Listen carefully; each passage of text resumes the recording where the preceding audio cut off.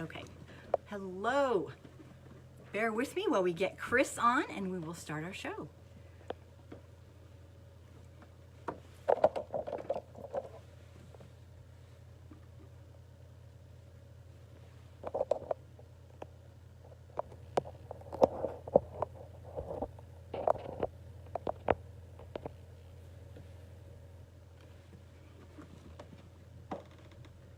Hi, Dwayne. Hi, Anna. Just waiting for Chris to come on. Okay, better. Thank you. Oh my gosh. Here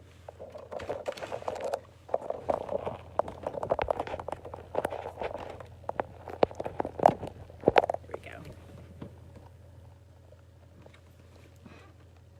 Hi, Lakeisha. We're just about ready to get started. Waiting for Chris to come on. Let me just see if I can grab him. There we go. Hi, Neil.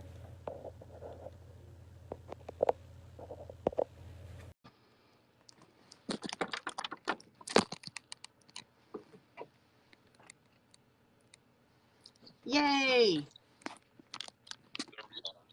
There we are. Can you hear me? I can hear you Great. fine. Super, I can hear you too. All right, let's get started. Sorry for that little delay there. Hi there, and welcome to Real Lives with Angry Soccer Mom. Our topic today's discussion is about racism in comedy. Bridging the racial divide one joke at a time, or furthering stereotypes one joke at a time.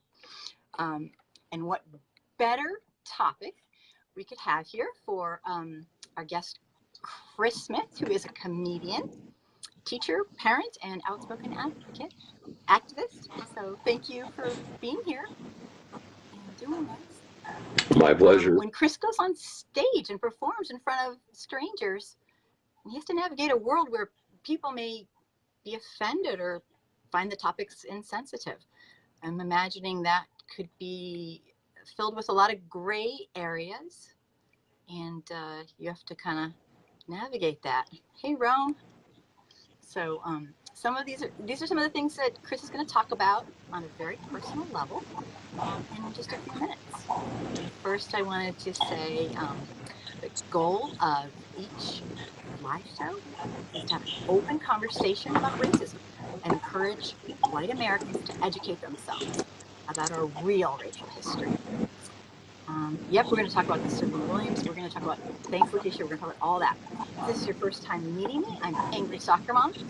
And if you believe, like I do, that white America desperately needs to educate ourselves about our own racial history, please consider subscribing to my YouTube channel called Angry Soccer Mom, where I do videos that range from lunatic rants to opinion editorials to calm, rational, educational videos created for cultural competency training. Hey, Dave. During this live show, please tag someone if you think that they might want to watch or they would benefit from it. And if you click on the little like buttons down below, apparently that is also a good thing. Let's get started. Freedom of speech is considered obviously one of the most precious rights we have in America, but what's often overlooked is that it does not guarantee freedom from the social consequences. That's huge right now. Countries like Australia and England have this hate speech laws, and we don't have that. And in no way am I advocating that we should have that, but this leaves the burden of determining whether a supposed joke is funny or not to whatever pop culture will tolerate. There's no particular answer. I'll try to speak up, Anna. Thanks. Just you can't hear me. Something is wrong with my mic. Okay. It's super loud. I don't have any noise right now, so I'm going to try to everything off. Do you have everything off there, Chris? Yeah, all my Yeah, sounds okay. off. Give me 1 second and I will try to fix it. Thank you. I think Chris's mic is picking up noise. Oh, Bob says that. I don't know. I think his mic's off on his computer. Yeah, everything's off here. I'm using the phone and there's no other background. Okay, well, I guess we will try to continue. I'm not sure what's. Oh, okay, it's. Oh, okay, we're getting some goods in there. Well, okay.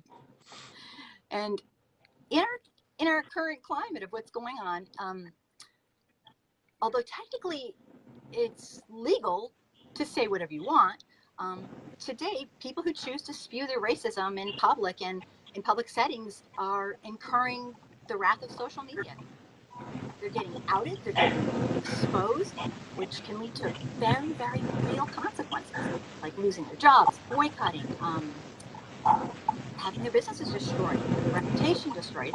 It's very, very real, and it's happening. But what about the white people who say we're just joking? Whatever happened to a sense of humor? They're just trying to break the tension. What's the matter?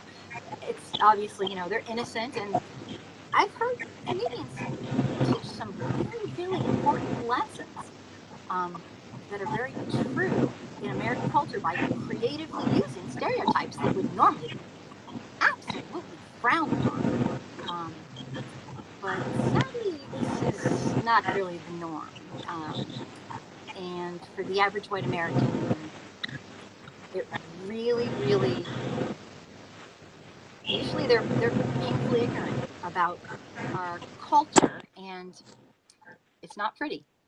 So, oh, the static is back, Kim.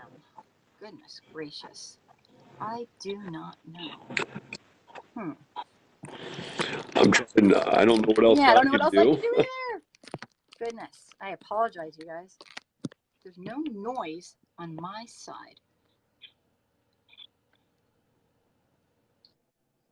All right. Well, if you don't mind, Sure. if I jump in real fast, to kind of go with what you're saying, and I think it's to clarify too, that there's a line for a lot of people, and for some individuals, um, you may use a word that's innocuous that will be a quote unquote trigger, and I think every one of us has it, and it's completely understood, and I think I don't care what side of the racial divide you're on. The word, like when I grew up, my dad, who was a good man, but he was also a prick at times. He liked to call me or my mom stupid when we would do things that he thought were dumb. And it's a word that sets me off. Like when I hear people call another person stupid, or especially if it's used against me, it sets me off in a different type of way. What? Right. And I think the idea is it does something to me. So I think when we think of that line, for some people, that line can be a word, that line can be talking about a subject, but I think it's important that the subject still be talked about. And the difference in comedy is it's given a leeway to a degree where you can talk about things where we recognize that, for instance, I can talk about a stereotype and I can make reference to how ridiculous it is in the joke, and the audience isn't going to tune out from me. They're not going to say, "Oh, he's being racist or a misogynist or whatever." Proving a point. So, but there are people who all they need to do is hear the reference to anything, and they don't listen. They shut down. And I think that's where comedy, because there's, like, for instance, comedians, we don't want to do college campuses. We don't want to do college campuses because things have gotten so tight and restrictive in terms of speech that comedians don't want to ruin their careers because they say something that one person may deem inappropriate or offensive.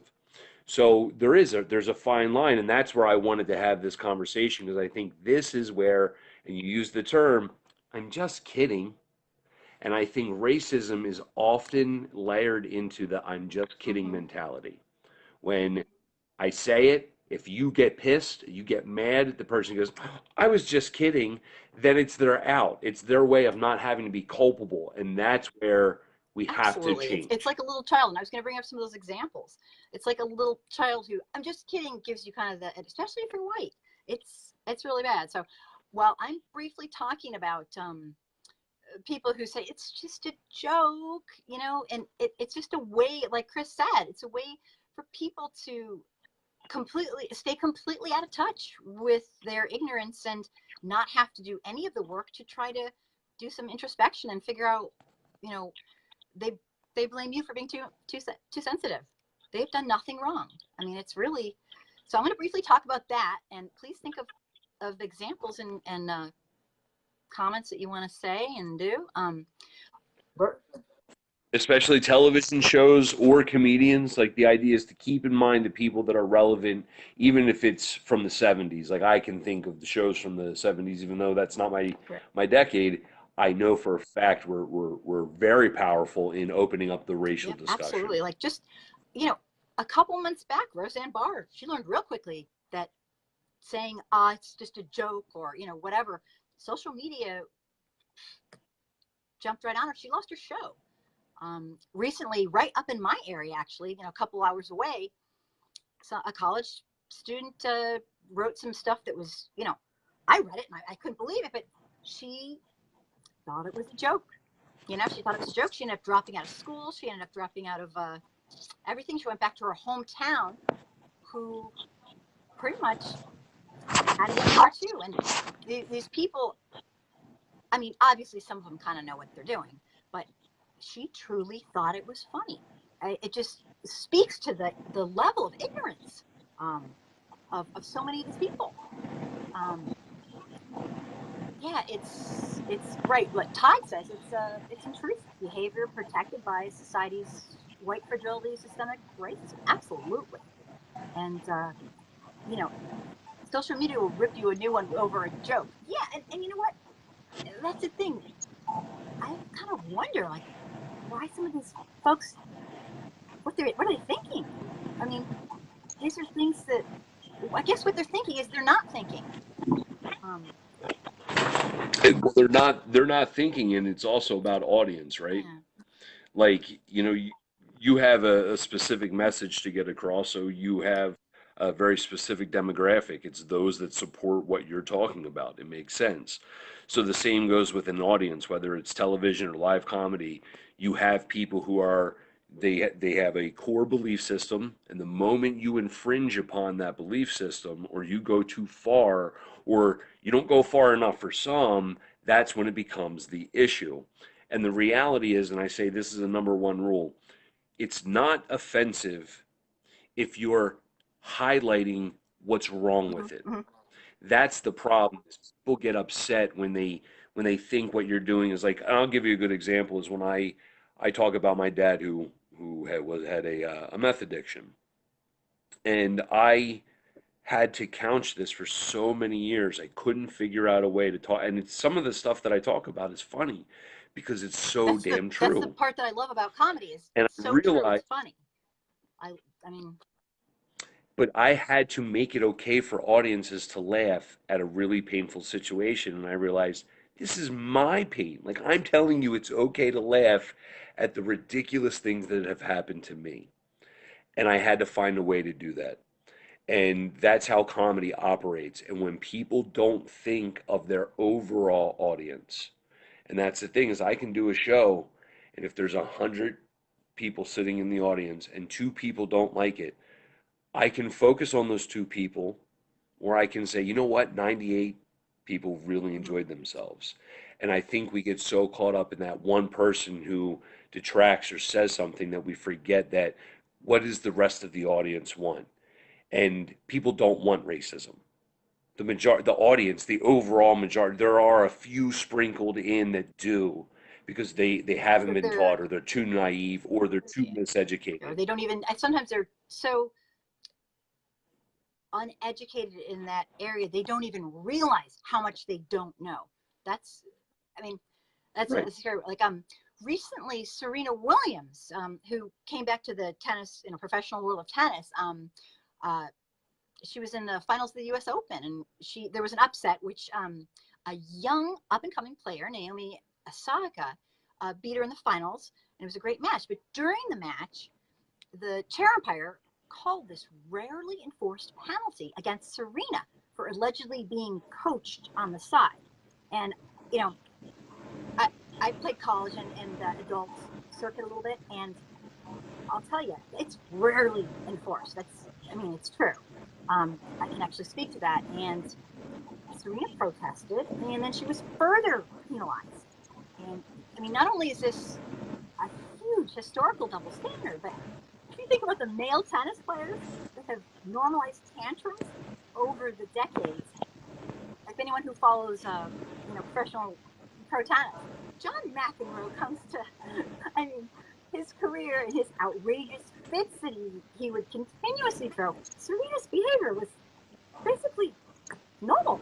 I mean, really, she's intense. She's in the moment, and she's getting fined. And so by enforcing this policy on Serena, when it's almost never done, and the reason I'm telling this is it's leading up to what a lot of people might have seen is this cartoon caricature. But for people who don't know what's going on, by enforcing this policy on Serena, this strong black woman who's dominated tennis and just a real role model, when they never do it, it just brings out the myth of the angry black woman. I mean, it's beyond. I mean, this trope, this whole idea of the angry black woman, comes from the 19th century America, when we used to have comic skits that involved mocking African Americans, and it was a popular thing to do. They had black women were portrayed by overweight white men who painted their face black and donned this fat suit to make them look,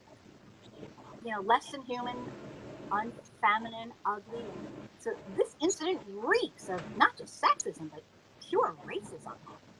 So then to make, man, I I I wanted to say Ron just said racism is historically there's a double standard, and I remember growing up in the '80s, and you and I had talked about this earlier. Many of the black comedians that I loved always did the voice of the white guy, and the white guy always talked like this. He had a very specific, and I know people that got offended by that because it was really what they were saying was, how dare that black guy talk like white? What? Who is he? And there was more of an indignation than it was they didn't find it funny or they couldn't understand it.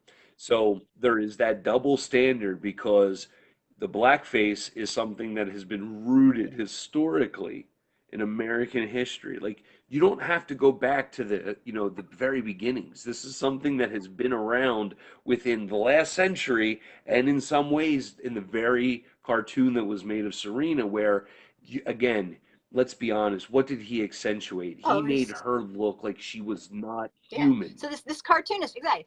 I mean, people are still doing this blackface thing. My God, I mean, if that's the level of lack of education. This famous cartoonist, he's from Australia. He ends up putting this thing out, and it was supposed to be a comedic portrayal of Serena. But when the copies hit the U.S. market, people went nuts. It's obnoxiously racist, and there was nothing funny about it. Basically, he might as well have been living 100 years or more back. It showed a clear example of stereotyping black women, what they face today, depicting Williams as this irate, hulking, big-mouthed black woman jumping up and down on a broken racket. I mean, it was sick. The umpire was showing this little blonde, slender woman, meant to be Asako, who is actually Japanese and Haitian. Can you just let her win? I mean, the woman is a brown woman, yet they portrayed her as a blonde. This was no accident. And ignorance isn't an excuse. White America is generally very ignorant when it comes to our own racial history. And they don't, like I said, they don't even know oftentimes that they're doing it. That's how to not know your own it's just a joke, without understanding the context of history, is the definition of white privilege. Um, they have no idea why something is offensive, so they assume it must be, overreaction. Just playing into these stereotypes, but it's actually they that are the, you know, I've heard people say it's just a joke, bro. Wait, nah. I mean, talk about insensitive and obnoxious. Where do we draw the line? I mean, Well, where do we draw the line? and that's where, and see, again, that's the interesting part because the people that want to tell you, well, I don't know where the line is, are the people that are really saying, I just want to be able to say whatever Exactly. I want to say without any retribution. And that's where I said, bringing up the concept of comedy, because number one, laughter is, to me, medicinal. If you are having a terrible day and you can still laugh, Yep. you feel better. So the idea of comedy is to empower, it's to build up, it's to make better. So when people use the term just kidding when they say something offensive, number one, it undermines what the purpose of comedy is. So if you're there to make someone laugh, it's supposed to be something that everyone shares in. People like the idea of the underdog. When you have to make a marginalized group the butt of the joke, it means you're not thinking that hard. It means you're not really considering the world around you. So I think it's imperative that when we look at what is quote unquote funny, we're first looking at, does it hit me on a personal level? And is this something that I'd be willing to say in front of mixed company, so to speak? Would I say this in front of my grandmother, my black friend, my Right. Asian friend, whatever? Now, I also understand that it's fine. It's like taste. I hate tomatoes. If you gave me a tomato, I'd spit it out. If you give me ketchup, I'd eat it all up. So the idea is, while I may not like the tomato, I like its cousins when it's mixed with salt and sugar, right? So you have to add something to it, and everyone has a different taste. That's where outrage versus is it right or wrong? Because I grew up on the truly tasteless joke books. I mean, pages and pages of some of the most highly Mm-hmm. offensive jokes that if anyone saw or read or heard them today would be like, oh my God. Now I'm 38 years old and know that there's no room for them. There's no need to single people out because this world is kicking the crap out of all of us, some more than others. So the idea of comedy is it building up or is it That's a tearing down? that's a really, really great way to look at it. I'm very thankful to have you here because I know you can help us shed some light on, it sounds so simple, yet it's a very complex question. I know for me, when I first heard the topic, uh, I was like, as a person who's not a comedian, I was like, what's the controversy? Don't be racist, jackass. I mean, what? That's not controversial. But then, you know, it's a complicated thing. Well, it's the best comedians are the ones that understand the psychology of it, and I am no by no means am I saying that I am, but I do get and this was what prompted it, and I have not done this joke in a very long time. I used to do a joke, and I would only do it when I would do black crowds, Okay. meaning the majority were people of color, and maybe there was one or two white people. The first show I ever did, the MC introduced me, and he said, "The guy coming to the stage," and this is years ago. He said, "He's white," and the whole audience kind of groaned, right, like a right, and I knew why because I'd seen exactly what they were talking about. But I went up on stage and I wasn't afraid to talk about the things I wanted to talk about, and I would do this joke where I would say, if you want to make a white man squeal, if he's truly your friend, say you my N word, and I wouldn't say the word, I would just allude to it. But it's true because for those white people, okay, for as much as we might act like we're, no, this is about it. We want to belong, right? Everyone wants to belong. We want to be part of the group. So when you say you my N word, I'm like, whoa, I'm calling my friends. And I would go through this whole thing. And this joke was understood, accepted, and laughed at. No, I did not use the N Right. word. I did not Right. because I said this, even though it was used on me, the idea was it was bringing me into a situation that every white person who is friends wants to be close like that, because I want you to know. I understand. I see that, right? I understand it. And somebody who taught in North Philadelphia for 10 years, I knew what that meant between people, right? So like I get it, right? And I stopped doing the joke altogether because I realized there was no room for it, because it was separating this difference. And it wasn't until it hit me that I was still separating my white friends from my black friends. And what I realized was, while that was a funny joke, it wasn't a true representation of one, who I really am, and two, what I want other people to see and to emulate. So if I'm going to do a joke about this use of this N word as being part of something bigger, the reality is I didn't want to use that word, and so if I didn't want to use the word, how could I make this connection? So I backed out of this Completely. joke. And yeah, because what I realized for myself was it just wasn't who Well, I that's a lot of was. introspection, Chris. I mean, And that's like because it's really hard. It's very hard to accept. And the other thing was realizing that I was kind of doing something that I definitely didn't believe in, even though I was trying to tell myself, well, you're a well, comedian, you're just making Chris, people laugh. I had to part of back that, and up. I don't want you. I want you to keep going. I had a question. Part of that also is that's you're reflecting society. Maybe not you personally, but society is like that. Society does separate, and white America doesn't get this in general, like times 1,000. So if you're, but I know you personally are a thoughtful person, and if you couldn't keep that in your repertoire, but when you first told me that, I thought personally of, well, that's a reflection of what our society is, and whenever we talk about what our society is, um, when it's so damn true, even if it's disgusting, it really kind of speaks. So And that's again, and that's where comedy is because Neil just brought up, what about Tim Allen?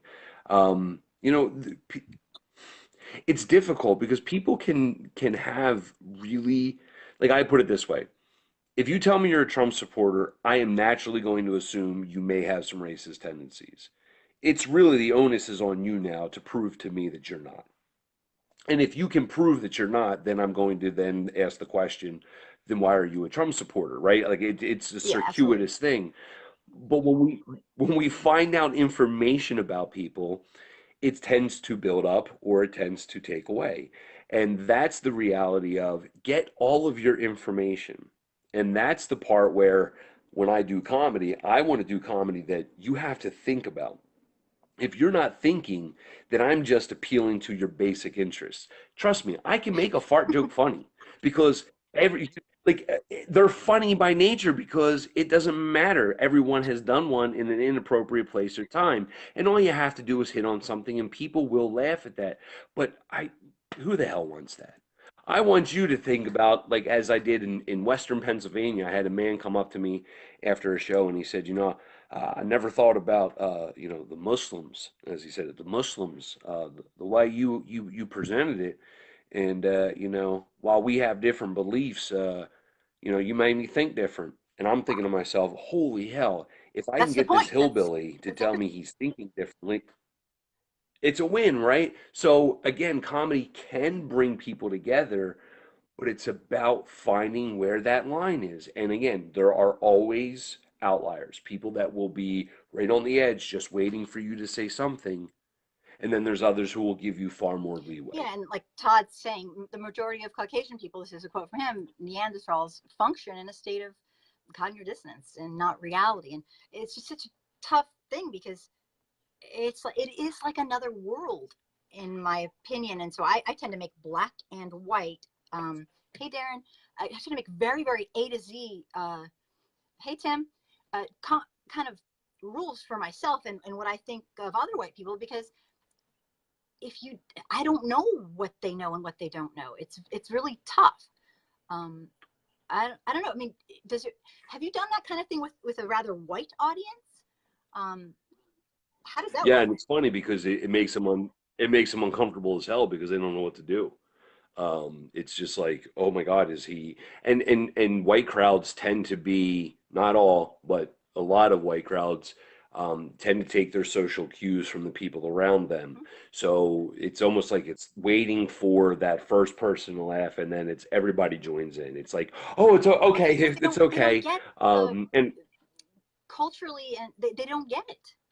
And so right, they're being careful, and that's a really tough thing. And once a white person gets educated, it opens a whole new world, because they will, as much as anyone not living it could, they will get it. And welcome to society, welcome to the world. It's like, it's an epiphany, because well, and it's also about perspective and who's delivering the oh, message. So again, if a white guy comes like Bill Cosby could, before he yeah, was, before yeah, those, and it's always there, but Bill Cosby could say things about a community that he represented, and then the community came out and said, "Well, hold on, you don't completely represent us because you're living a completely different lifestyle. You're in a different class than us. You might have the same skin, but you don't have the same life."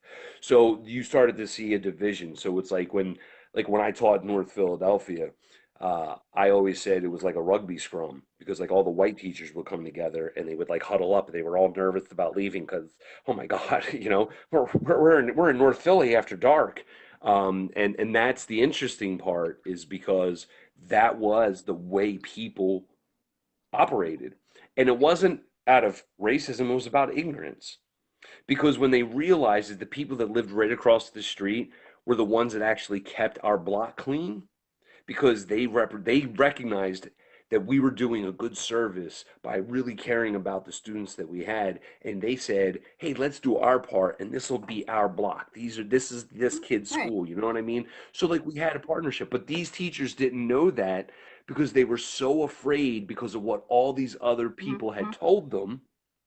So they built up this expectation. It's the same way with comedy. When you do a joke, some people are at different levels of accepting things.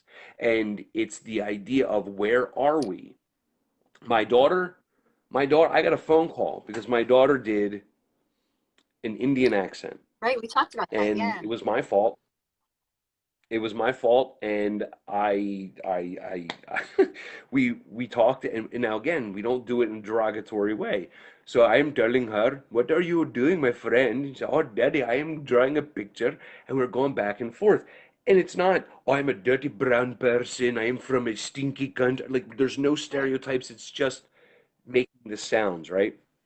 So she did it at school, British English. They learn British English. and the teacher called me, and the teacher called me, Of all the things, and brought me in and basically told me that there was zero tolerance because she was being culturally inappropriate. And I said, "Wait a minute." And I was pissed. I was really upset because I'm thinking to myself, did she say something racist? Did she say something explicit? Did she say something where everyone was like, "Oh my gosh, I can't believe she said that"?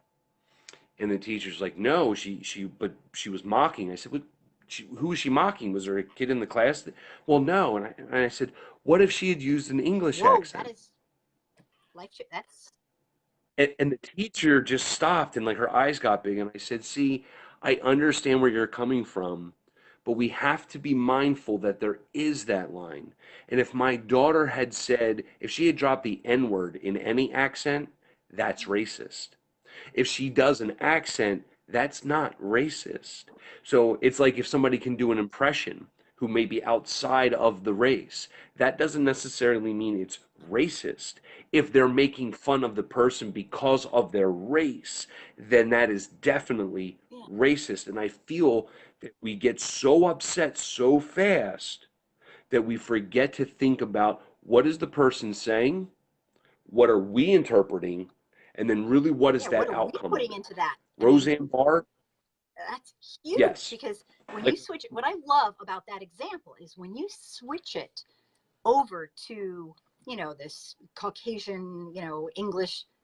Whenever you do that, whenever you replace this so-called racist thing with something else, it's, or the other extreme, it's always telling, because it shows that there's such a fine line. And I'll go right back to the idea that because so many white folks are so, you know, uneducated in this particular area, they just hear an accent and they're like confident. But most people in India have learned British English, and that is how they talk.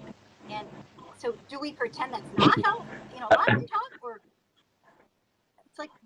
And let's also be honest that most people who are from India, from the Middle East, the English that they're speaking is typically better than the people that are complaining Absolutely. about their English. Absolutely, because they learn standard.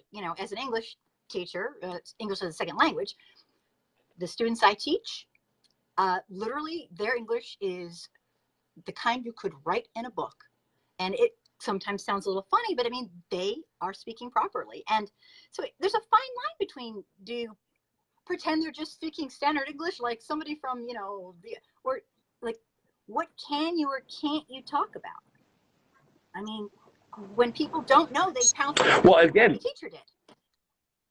it's audience, right? Like there's certain jokes that I have done that if I did those jokes in front of white people, they would be really pissed off at me. Like, how could you say that about us? And it's like, well, Because it's because the true. shit's Yeah. true. Like, right? Like I'm not making stuff up, and I'm not like it's like when I talk about men and when I say women go through things and then like all the women cheer and the men are like, hey, Yeah, shut be up, quiet. Chris, like stop stop empowering them. You know what it's the idea that what we say, as long as there is truth behind it, then you can't be held accountable for the experience. If you perpetuate it in a way where you're trying to say, well, this is a good thing, if it's not in fact a good thing, then yes, that's where you can start the labeling system. That's where you can then be outraged. But I feel like, again, I can go watch the news and see the story about the young man in Dallas where the cop, she went into the wrong apartment. That's outrage immediately. That's what we should be out. That's the kind of stuff that should just tear at us as human beings. It doesn't matter about political parties. But the people that get upset because the joke goes too far, that's where we have to understand, hold the person accountable, but teach them something if it's true ignorance. And that's the other piece that we Absolutely. forget is that we just because there are some people that don't know any better. And that's where I'm talking about white people, by the way. I don't like I get it for black people, like that's not your job. Like let us know about it. Let I let say Kim or send I them to know, me. like you call us and we'll Yeah. reach out to them Chris, I literally because say, they're not listening. I literally say to people in different communities online, you have no response. You do not have to educate the oppressor. Send them to my groups. That's what my communities online are for. And that is why I do them, because it is not your responsibility to educate the oppressor. I mean, and when you're saying all this stuff, it really hits home for me, because I just keep going back to this one memory that I have of, I said the word black in an area with a lot of white people, and they flipped out. They were, don't say that, don't say that. I mean, I was like, what? I was like, whoa. And I used it as a very teachable moment, but I mean, I had deer in headlights by everybody. I said that word. And, so this is some really tough stuff, especially for white comedians. And, I don't know how you feel about this, but I think it does matter And if you're a white comedian or a person of color. What you say? What do you it think? really does, but the reality is, again, if it comes back to the truth, it comes back to the truth that you're telling. Like I tell a story on stage. So I have a student, an old student that comes up to the house at least twice a month, because I don't like where he lives, and I try to help him as Uh-huh. best I can.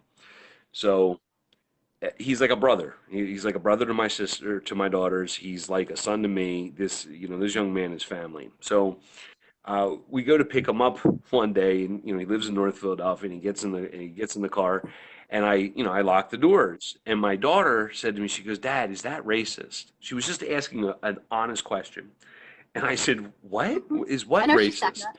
And she goes, you locked the doors, and I said, yeah. And she goes, well, did you do it because there's black people around? And I said, honey, there's a black guy in the car. I was like, why would I lock That's myself in really with them, funny. right? Well, he's laughing, And then like my daughters are kind of, again, they took their social cues from Jamil. Jamil's laughing at it. Now all of a sudden, okay, they're on board. And I tell that story on stage. And you can see the people who are like, well, that's what I would do. And then what I do is I tell them the ending when Jamil turns around and looks at my daughters and he says, I lock the doors when I get in the car. I lock the doors when I get in the house. I lock the doors everywhere I go because that's what you're supposed to do. And That's it a was great so story. funny because it was like right in that moment, my kids saw something that was, oh, wait a minute. It's the same. It's just being safe. It had nothing to do with race. So they got a little lesson in what do we get upset about? Because like my daughter was at first like, well, why did you lock It's the a really doors? good question. I mean, not as much like she knows why, but just what was your intent? Is that racist? I think that's a fantastic thing. And, like when I yelled, I just wanted to answer somebody who was saying, laughing, saying, black isn't a racial. So that's the lesson I taught the white folks is I said, black is a neutral. It's not, you must think it's a really bad word. You've really outed yourself. I mean, with all due respect, you really outed yourself because you think literally saying the word black. I actually said, I was talking about somebody, I was referring to somebody who actually was a black person. And I said, I actually found myself saying, they know they're black. Okay, so like, I'm not shedding, like, this isn't like, I mean, I'd never seen that level of ignorance, but it was, I have to admit, sometimes when I'm in a crowd of white folks, I'm angry. And I will push the ticket, not in a rude way, but maybe I'll, make them feel a little bit, and it's not hard to do. I'm not to be a mean person, but there's so many that need to be educated and they are afraid and they don't want to. And, I don't want to pull off the subject, but I was going to mention, for me, I always, and I don't know if this is just me as this, white privileged person making the rules A to Z, black and white, if you will, just completely the opposite. But when I see a black comedian, making light of, I think it's hilarious. I think it's awesome. And when I see a white person, if they're making light of anybody of color or anything like that, I'm appalled because see, it's the power. It's who has the power and who doesn't. And that's just me, and I didn't read about that. That's just kind of how I like. It's just unspoken, you know. And that's where the empowerment piece comes in. And again, comedy can still tell a very strong narrative about the injustice that goes on in the world, but at the same time, it can be empowering. When people whose story is not being told is told in a public setting like a comedy show, then it's like, wow, wait a minute, this person gets it, and it's empowering, it's uplifting. If you use it to tear people down, I do another joke where, and this happened where I was in a convenience store and a woman got really upset with me, and she's like, "Are you deaf?" And I looked her right in the eye and I said, "As a matter of fact, I am deaf." And I used this affect, and she thought I was deaf. And her look that, oh, and if I do this in front of the audience, they're not laughing because I'm making fun of deaf people. If anything, if you're really thinking, you realize that I used a deaf affect to put this person Like all in of a her sudden, yes, I place. actually am. So if I was in fact right, what if I was in fact deaf, wouldn't you feel pretty terrible right now? And that is again empowerment. She didn't deserve the empowerment. She tried to take the power away by trying to make it a negative thing. We again, it's simple childhood insults. We all did it when we were kids. We got a little bit older. Some of us stopped doing it, and some of us carried into adulthood. Regardless, the idea of trying to make someone feel less than, that's not comedy. That's tearing Right. someone down. So Who's laughing? that's how the line gets created. Say that once more, Chris. I missed what you said. The last. I was saying I think that's how the line gets established is by is understanding Yeah, both and sides of it. honestly, if a comedian comes up there and doesn't, or even a person telling it's just a joke, that's I get, that's it's just a joke, and especially from some high school kids, and it's just a joke. Well, you know what? Some jokes aren't just jokes, and it's part of Right. maturity, but it's also part of understanding the history, the incredibly traumatic barbaric history that we're talking about. Some things aren't jokes. And one of the things I also wanted to, and I know you have to wrap up, but I wanted to put this out there is, just think about the evolution of one television. Look at shows like All in the Family or The Jeffersons. The idea of what was on mainstream television, the messages that were being displayed in the 70s.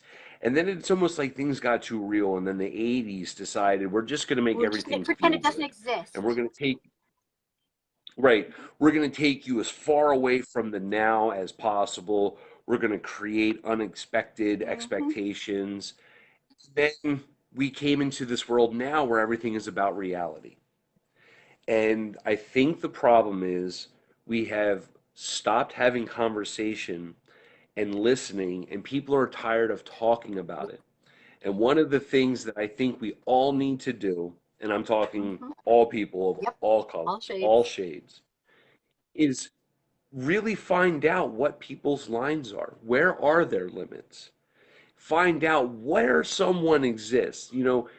The more we talk to each other, the more we realize we have a lot in common, and then all of us have unique experiences. And the things that we have in common are what connects us, and those unique experiences is what keeps us engaging. So I think if we look at how we've evolved in terms of comedy and how we evolve as people, the moment people are given that reality shock that they can say and do whatever they want, I hearken back to the years of the 70s when you had an Archie Bunker who could say really racist and prejudiced and bigoted things, but he did it for the benefit of everyone watching it. See, shows like, what do you think of shows like that? I mean, it's real. And it's real to have that tension. And like, if white America in general is very, very fearful of talking about it. I mean, I have friends who they literally cannot talk about it. They will not talk about race. They're afraid. They're going to say something wrong. But that's exactly what they need to do. So those kind of shows are really valuable. And I mean, we have to get educated. It's part of our We have social to get history. educated. It's part of our Yeah, we need to social get history. educated somehow. And that's Not everyone learns the same. right. And I think look at what's going on, and that's one of the things that's really unique is that in 2018 we can look at our last 20 years because it's been recorded. So now people can stop trying to play the, well, we don't know that happened, or are you There's no sure that's excuse how it happened? anymore Well, for yeah, we ignorance, have, and yeah, there's no excuse for right. not. I mean, they might think there's an excuse, but there is no excuse for being upholding systemic racism, and the society that just because our nation was built on that, and we're born into this. We don't have to accept it, and there are a million ways to No, fight it.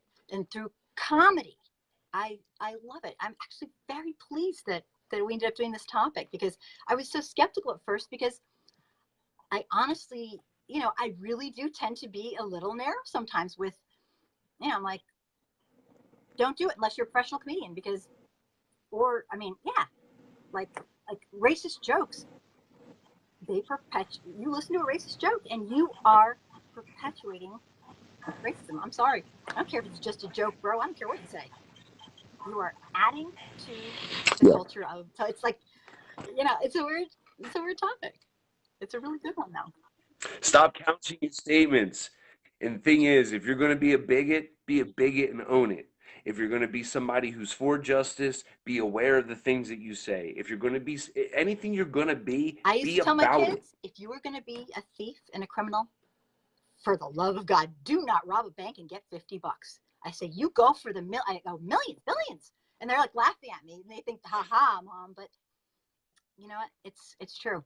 And I don't have a respect for people who are overt racist and refuse to. But I got to say, if I put one up that's overt and one up that's overt and one admits it, I got to say that at least one has a little bit of, I'll give them a little ounce, because they're actually facing it, and it's disgusting. It's sick. It's horrible, but it's the person that refuses, because that's the person who refuses to learn and they think they're doing nothing wrong. And that is the person who is doing the most damage, in my very opinionated opinion. So anyway, I will. Do you have anything else that you wanted to add? And this is what I do want to say is just remember that there are a lot of people out there that have good intentions, don't always recognize what they're saying, and we reserve the word idiot for those people. If you're not aware, there's something there, right? Or not there. But be mindful of those people that are trying. Absolutely. And that's where, Kim and I come into play. It's the idea of reaching out to those people who don't know how to articulate where they're at, because it's right. It's very difficult.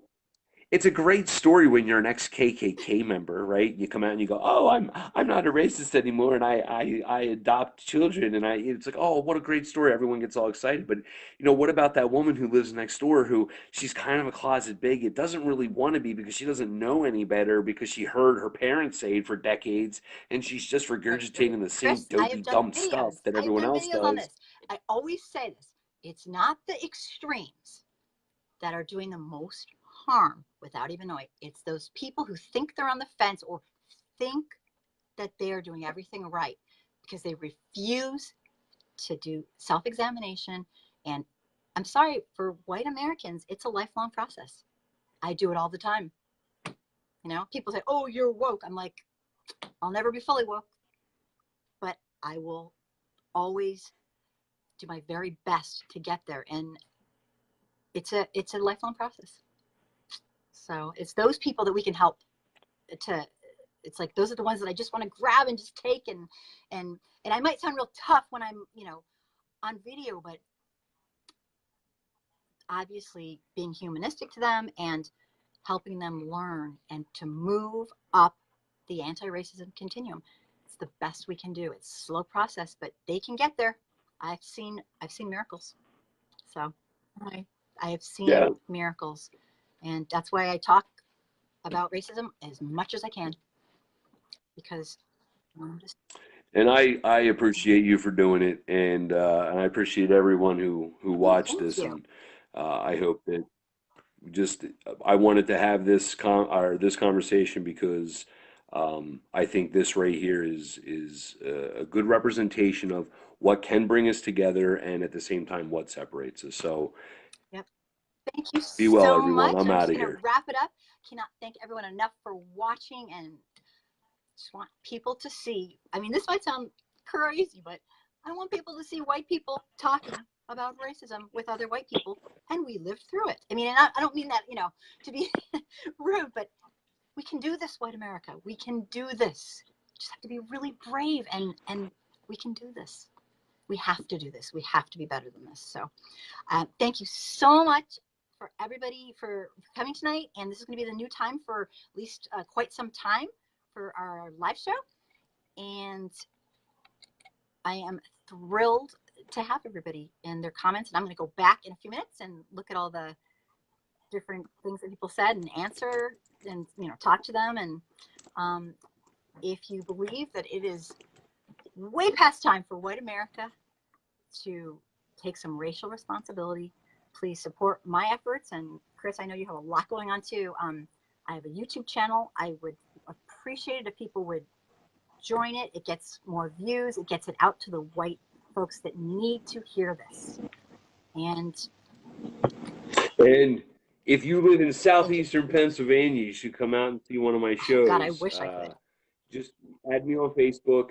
But I have a new show that I'm actually producing where the audience writes the comedy, and I basically am taking what they have written, and that very night we turn it into is that going their to be own televised? show. I mean, is that going to be on video or something? Because I really.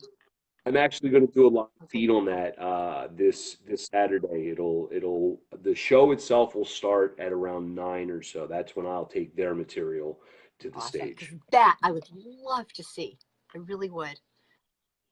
And it's again, it gives a good perspective of where people are, because some of the questions kind of lead them down paths where You know, and that's where it comes from. It comes from that organic experience, and I think the more we have conversations, and the more we laugh about the stuff that we can overcome. It's like nobody wants to be laughed at. So when people are trying to make you feel like crap and you laugh at them, they don't know what to do with themselves. So that's why we Stop got them to in the keep tracks. laughing. Comedy is an amazing, amazing educational tool, and I've seen your stuff, and you use it very well. So thank you so Well, much for thank being you. here, and thank you to everybody.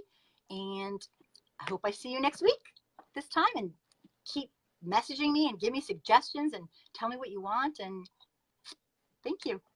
This is awesome. Bye. Guys.